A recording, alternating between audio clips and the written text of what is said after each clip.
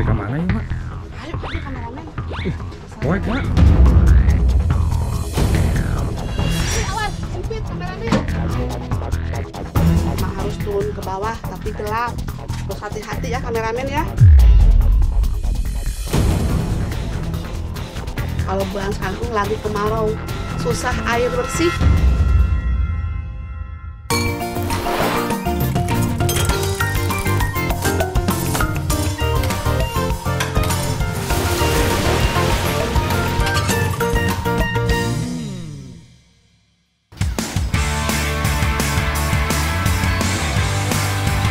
Sadayana, dari tadi pagi emak teh udah sibuk pisan. Nih, kulit emak sampai glowing karena triknya matahari. Emak teh udah janji sama Mbak Yuni, warga lokal di Gunung Kidul sini untuk ngambilin air bersih. Katanya mah buat nyiram tanaman di kebun miliknya. Sadayana, nih hari ini emak mau ngambil air di mata air. Bingung kan? Mata air, ambil air di mata air. Kalau bingung, ayo ikutin emak terus. Tuh, emak udah bawa wadah. Dari ke mana ya, Mak? Ayo, kameramen. Poek, Mak. Awas, sempit kameramen. Kalau di Pangandaran mah, emak nggak pernah ngambil air langsung di mata air. Nah, kalau di daerah Gunung Kidul teh beda.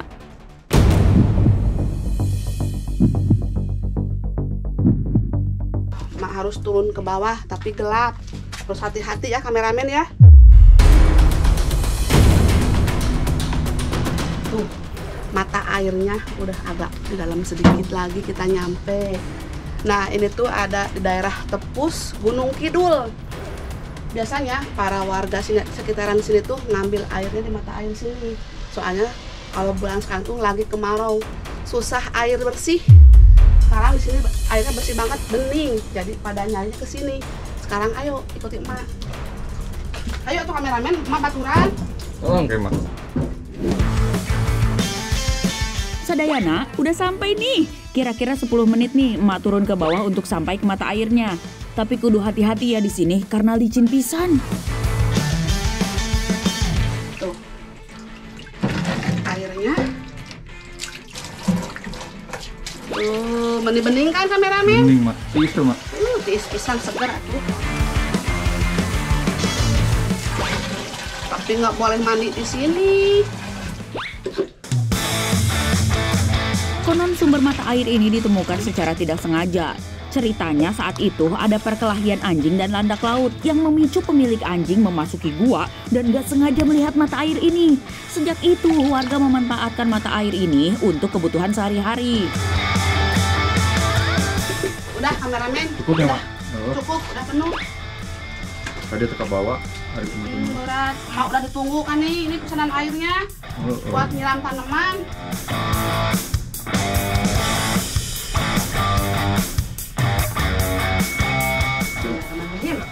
Oh.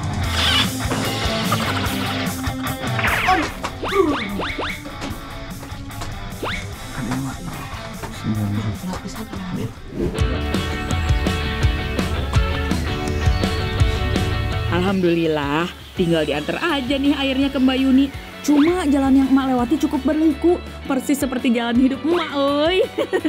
Kok emak malah curhat deh ya? Maafin ya Sadayana.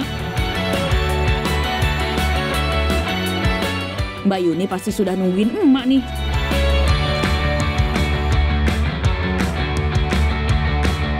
Mbak, ini airnya udah. Ya mak, makasih. Mbak lagi ngapain? Baru panen kucing mak. Oh iya, boleh mak bantuin? Ya. Oh iya boleh. Oh ini mah Nah, kameramen. Lamun di tempat mak teh ieu mah kacang gude, kacang gude, kacang gude, kacang gude. Hiris, kacang gude. Hiris. Ini enak banget kalau dirujak, tapi yang masih muda, yang hijau. Saru aja ngelam taruh tuh, Mak. Itu atuh. Bedanya, Mak. Beda. Enakan lantoro, lantoro mah kayak bau pete. Tapi kalau ini mah kesed cek mamanya. Kesed itu ya. Tapi enak. Nih, sekarang emak mau coba. Bismillahirrahmanirrahim.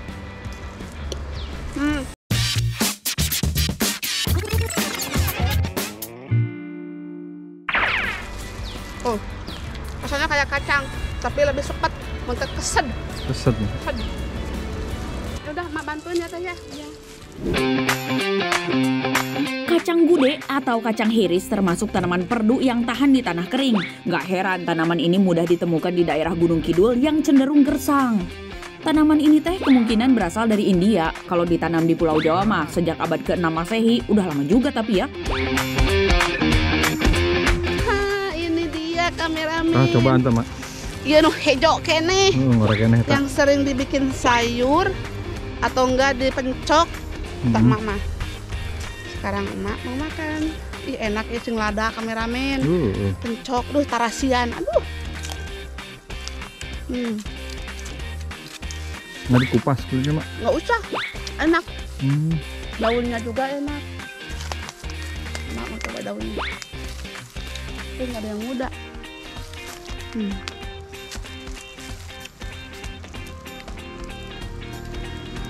Walaupun sedikit keset atau kesed tapi enak. Bulky apa lapar, Mak? Dua-duaan. Hampir di semua bagian tanaman ini bisa dimanfaatkan, mulai dari rebusan akarnya yang berkhasiat sebagai obat cacingan, lalu daunnya bisa sebagai obat kuning. Sementara bijinya bisa jadi bahan pangan kayak serat dan protein. Beberapa orang malah ada yang membuat tempe dari kacang gude yang sudah tua. Ini yang tua kameramen, kalau ini yang muda. Nah sekarang mak mau tunjukin daleman yang tua sama yang muda. Kalau yang muda tuh bijinya merah, bagus. Kalau yang tua udah hitam. Tuh yang muda sama yang tua kameramen. Coba. Kalau yang muda mah bijinya masih empuk. Tapi kalau yang tua keras ya Mbak. Iya, harus direbus dulu. Emang lebih enak ya dimasak dulu Sadayana. Ma udah punya ide nih mau masak apa dari kacang gude ini. Tapi sekarang emak selesaiin dulu bantuin Mbak Yuni di kebun. Setelah ini baru langsung masak sama Mbak Yuni.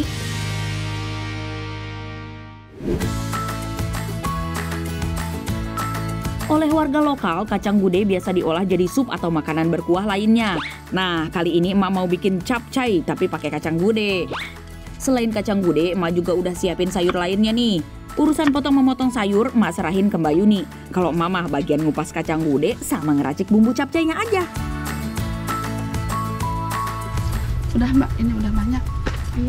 Mak mau buat bumbu aja. Mbak lanjut buat motong ya. Iya. Untuk bumbunya mah sederhana aja. Cukup bawang putih, bawang merah, garam, dan ketumbar. Mak goreng dulu kacangnya ya Mbak ya. Iya, Mak. Kacang mede. Gude, mede. Gude.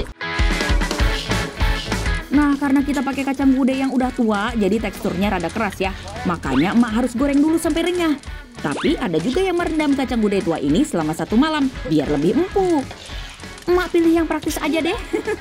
Sekarang masukkan bumbu halusnya, oseng-oseng sampai bumbu meresap maksimal. Tuang juga air secukupnya supaya kacang gudenya makin empuk. Setelah mendidih begini, mulai masukkan sayur mayurnya ya. Sehat pisan ini mah, jagung muda, wortel maupun jamur semuanya sayuran andalan emak kalau bikin capcay.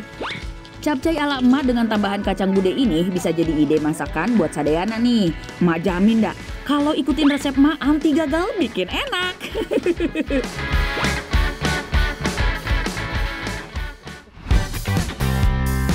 Kalau makan rame-rame begini kan lebih seru. Capcay kacang gude spesial bikinan emak juga bakal cepat habis.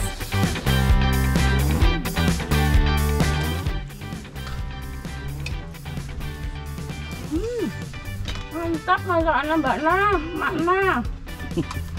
Sayur bijinya mantap. Gurih. Ya. Gurih ya? Enggak. Mantap. Gimana Mbak? Enak nggak? Pisang. Aus pisang. Mana Sadayana? Aus pisang.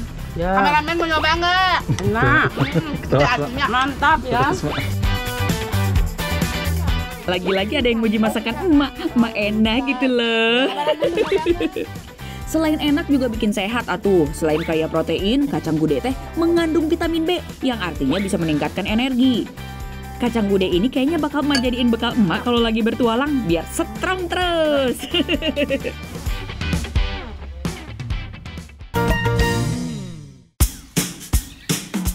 Duh, Sadayana, nggak tahu kenapa ya emak teh nggak ada bosen-bosennya main di sawah. Ya maklum, namanya juga tinggal di kampung. Mau kemana lagi atau kalau bukan ke sawah, ke kebun atau ke sungai.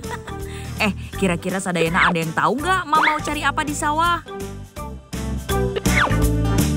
Wah, keong padi tuh kayak gini, keong apa? Keong emas ya, keong kuning. Di situ banyak banget. Nah, sengaja sama Adani sama bapak tuh mencar. Adani sebelah sana, bapak sebelah sana. Soalnya keongnya banyak banget. Iya, hari ini emak ditemenin Adani dan juga bapak mau cari keong sawah. Buat yang belum tahu nih, keong sawah termasuk siput air tawar, Sadayana. Wah, banyak. Sebelum dikenal sebagai bahan pangan, keong sawah lebih dulu dikenal dengan julukan hama padi. Sampai sekarang sih masih jadi hama. Cuma sekarang karena bisa dikonsumsi, jadi bisa diburu untuk diolah jadi makanan. Keong ini teh suka pisan makan batang padi. Bukan cuman itu, si keong sawah juga menggunakan batang padi sebagai tempat bertelur. Satu keong bisa bertelur sampai 1000 butir. Meni loba pisan ya. Gimana nggak habis-habis nih keong? Udah diambilin tetep masih ada aja.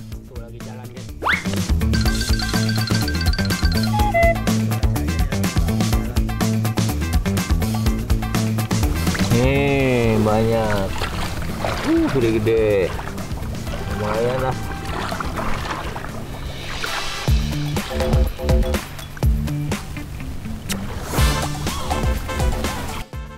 Meski sering disebut hama, hewan ini punya banyak manfaat untuk kesehatan. Mengonsumsi keong sawah ini bisa mengobati sakit kuring sampai menurunkan risiko terkena kanker. Nah, untuk mendapatkan kerang sawah, emak harus meraba-raba perairan sawah kayak gini nih. Bismillah, pokoknya semangat. Oh, gede. Nih. Cari yang banyak, emak masih semangat nih. Soalnya biasanya ada di bawah-bawah ini, di pinggir padinya. Jadi saya ngambilnya dari pinggir aja lah, takut dimarahin ini. Nah kan ada kan, tuh lumayan lah. Mati. Ulu, ada nih hati-hati atuh jangan sampai ngerusak padinya ya. Nah, biasanya tuh kalau keong itu lebih sukanya tuh di pinggir-pinggir, di semak-semak kayak gini nih. Tuh kan, ada. Apalagi kalau malam hari. Malam tuh banyak banget di pinggir-pinggir kayak gini. Nah, keong itu cari makannya malam hari. Karena malam itu dingin, terus nggak panas kayak gini. Lebih suka, jadi keluarnya malam hari.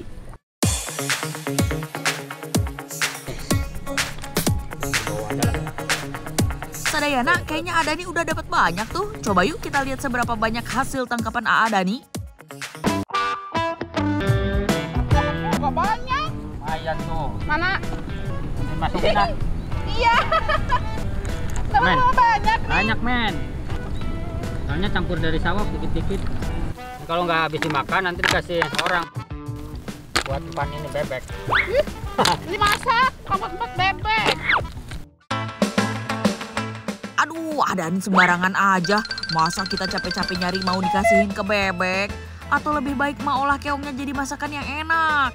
Keong ini tuh rasanya enak pisan, tapi masaknya harus dengan cara yang benar. Soalnya keong sawah ini jadi inang bagi beberapa parasit. Selain itu, hewan ini kan diambil di sekitar pesawahan. Kemungkinan menyimpan sisa pestisida dalam tubuhnya sangat besar sekali atuh. Lihat, ini kerangnya udah direndam selama 1 malam. Kotor banget kan? Sekarang mau cuci dulu kerangnya sampai bersih. Kalau mau ngolah keong sawah ini teh harus direndam dulu 1 malam sebelum dimasak. Nah, biar lendirnya pada hilang, nyucinya harus digosok-gosok kayak gini nih. Kalau sudah dicuci bersih, emak lanjut siapin bumbu penghilang bau amisnya nih. Bumbu yang emak gunakan cukup bawang putih dan jahe aja. Lalu rebus keongnya di air yang sudah dibumbui selama 1/2 jam. Ini dia bagian yang dibuangnya. Tuh. Nah, ini adalah jantung dari keongnya. Karena ini tuh bikin pusing kepala kalau jantungnya dimakan. Jadi kalau dibuang mah aman, nggak sakit kepala. Lakukan terus seperti ini sampai selesai.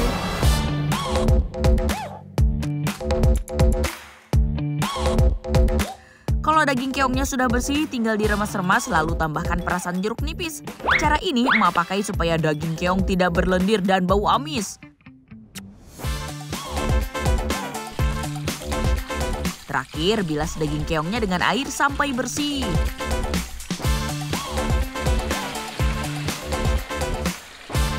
Kayaknya ada nih udah selesai nyiapin baranya tuh. Daging keongnya bakal dibakar jadi sate nih. Giliran saya guys, bakar ini keong. Jangan lupa dibolak-balik ya Sadayana, biar matangnya merata. Wangi daging keongnya udah mulai kecium nih. Perut emak makin keroncongan. Aduh, kumaha ieu ah?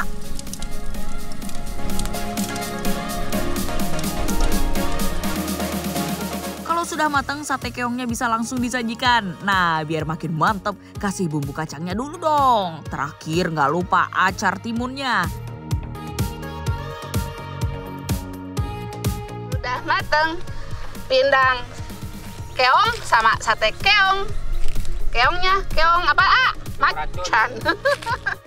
Ayo kita mukbang. Oke, sekarang tinggal icip-icip dan mukbang. Ayo nih udah masukin kesukaan kamu. Kesukaan apa ini nama kesukaan? Kata siapa? Iyalah, iyalah. Tuh nyicip-icip dulu. Mama satenya dulu. Bebas.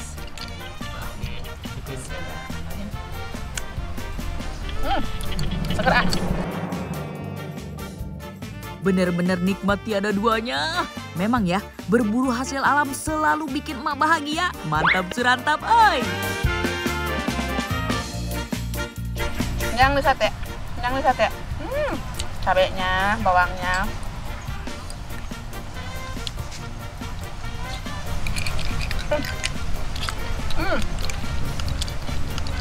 Kalau yang dibakar mah lebih garing. Bumah.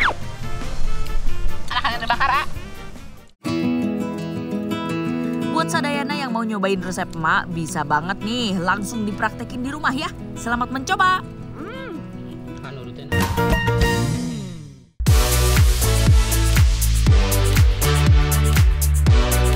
Sadayana, hari ini teh emak pengen masak ayam panggang. Tapi emak gak punya oven, uy.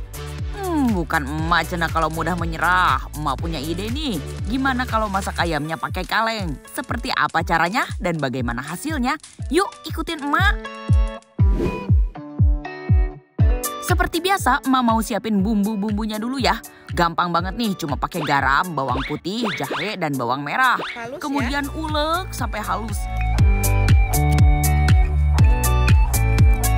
Setelah itu campurkan bumbu ke dalam mentega cair, aduk sampai merata. Selanjutnya lumuri ayam yang akan dibakar dengan bumbu ini ya Sadayana. Jangan lupa sampai ke bagian dalam ya, supaya bumbunya meresap hingga ke daging saat dipanggang. Kalau sudah, sekarang emak mau siapin alat panggangnya nih. Ambil beberapa lembar daun pisang untuk dijadikan alas, supaya ayam nggak kotor terkena tanah. Kemudian gunakan bagian batang pisang yang cukup kuat untuk menancapkan ayamnya. Nah setelah itu barulah gunakan kaleng untuk memanggang ayam. Oh iya Sadayana, kaleng ini fungsinya mirip seperti oven ya. Bisa untuk memanggang, namun ayam tidak terbakar secara langsung oleh api. Jadi pasti hasilnya lebih empuk dan gurih. Mesti sabar ya Sadayana, kita mesti bakar sampai kayunya habis. Sambil menunggu, emak mau siapin dulu lalapannya. Sadayana, kayu bakarnya sudah habis. Coba kita lihat ayamnya, sudah matang belum ya?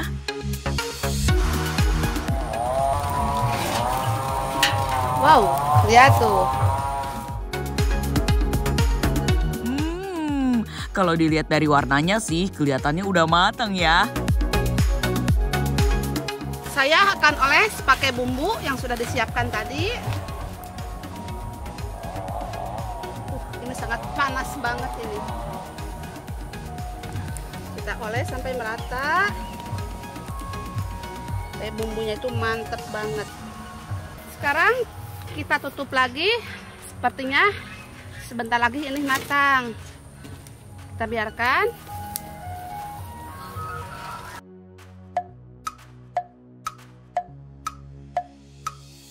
Kita akan coba lihat.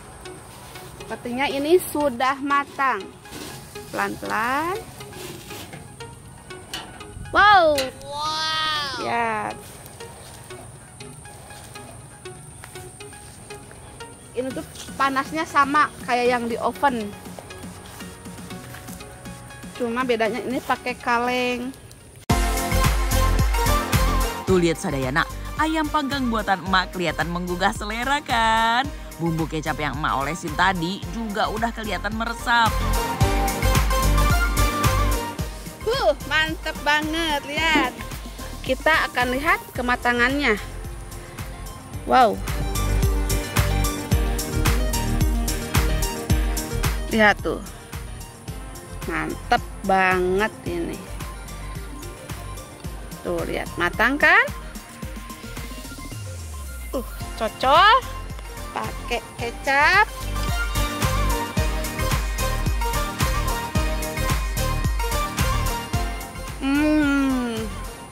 Mantap banget. Tuh Sadayana, daging ayamnya matang sampai ke dalam. Kulit ayamnya juga terlihat renyah. Mirip Cina sama kalau beli di restoran. Ini pertama kalinya emak manggang ayam pakai kaleng. Ternyata rasanya mantap banget. Nggak beda dengan pakai oven. Sepertinya bisa jadi solusi murah meriah kalau nggak ada oven di dapur ya.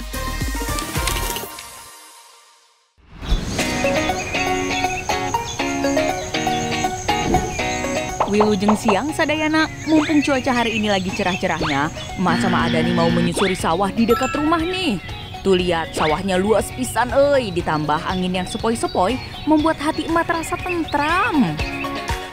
Orang-orang seling-seling ke kota, kita mah hiburan. Enak di sawah, hiburan. Healing aja emak nih Sadayana. Dan biasa tuh, emak gak cuma mau healing. Kalau kata pepatah sekali dayung 2-3 pulau terlampaui. Nah, ini emak mau sekalian cari bahan untuk dimasak.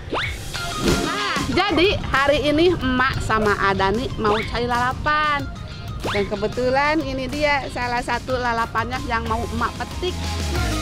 Nah, ini dia yang emak cari. Kalau di kampung emak namanya teh daun caya-caya. Daun caya-caya ini mirip daun pepaya ya. Malah sampai ada yang menyebutnya daun pepaya Jepang. Padahal daun caya-caya ini teh asalnya bukan dari Jepang, tapi dari benua Amerika. Muda-muda, emak sama Adani ambil yang muda-muda, masih muda.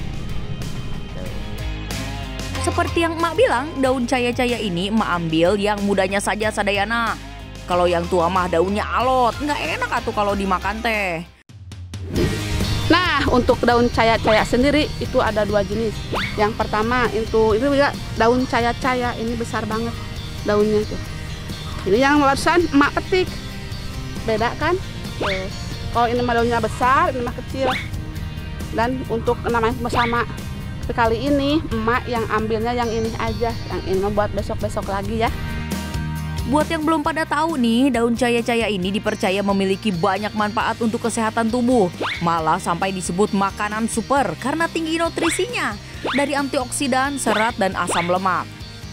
Daun caya-caya ini teh bisa untuk mencegah anemia, menyembuhkan sakit asma, meningkatkan kadar kalsium dalam tubuh, hingga mengatur kadar kolesterol dalam darah. Mantap suranta pokok namanya. Ini dia daun lalapan yang kedua. 3, Mak. Yang kedua, ini kalau di kampung emak namanya daun suring. Kalau emak sebut suring mungkin rada asing ya. Kalau emak nyebutnya kenikir langsung pada paham kan? Daun suring nama lain dari daun kenikir Sadayana. Kalau daun caya-caya wajib direbus dulu sebelum dimakan. Nah, kalau daun kenikir bisa dimakan mentah. Gizi dari daun kenikir ini lengkap pisan. Ada karbohidrat, protein, serat, vitamin B, C, dan beta karoten. Kandungan kalsiumnya juga tinggi, makanya makan daun kenikir bisa mencegah tulang keropos atau osteoporosis. Panas banget. Ya lumayan keringatnya. Dan ini daun singkong yang ketiga. Nah, sekarang kita petik daun singkong. Ini mah kesukaan orang banyak pastinya. Kalau Sadayana butuh makanan dengan protein yang tinggi, nah daun singkong ini salah satunya.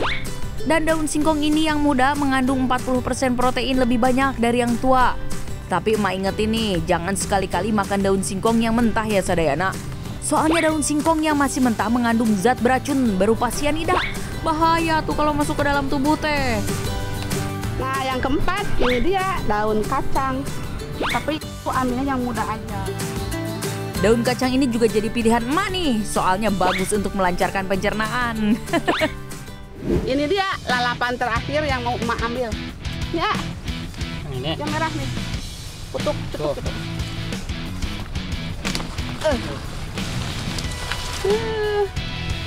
Enak ini. Ini sih banyak yang suka nih, banyak juga yang benci, soalnya rasanya pahit. Yang bilang pahit mah karena belum tahu aja trik cara mengolahnya biar nggak pahit. Ntar ya emak kasih tahu. Emak. Oh iya, metik daun pepayanya nggak boleh sembarangan ya, biar pohonnya nggak rusak. Jadi nggak semua kita ambil, cuma 2 batang aja. Kalau di emak mah dipanggilnya tuh dipipil ya. Dipipil. Nggak semua daun yang emak petik bisa dimakan mentah atau jadi lalapan. Beberapa harus direbus dulu karena adanya racun sianida saat kondisi daun masih mentah. Makanya nih emak mau pulang, daun-daunnya mau emak rebus. Emak juga mau nyiapin makanan pendampingnya, pokoknya mah Sunda pisan. Sebelum diolah, daun-daunnya mau emak pisahin dari batangnya. Kalau buat daun pepaya, kalau nggak pahit, emak selalu campur rebusnya sama daun singkong. Nah, udah kejawab ya. Gimana caranya biar daun pepaya nggak pahit? Direbus bersama daun singkong ya. Jangan lupa semua daun harus dicuci sambil digosok-gosok kayak gini juga ya, biar getahnya hilang. Lanjut, rebus daun-daun ini kurang lebih selama 10 menit. Sesekali sayurannya harus dibolak-balik ya Sadayana, biar matangnya merata. Nah, ini yang bikin menu makanan siang emak ini jadi semarak. Goreng ikan asin dan jengkol. Jangan lupa juga atuh sambalnya. Dan ini dia hasilnya. Mantep, udah semua direbus.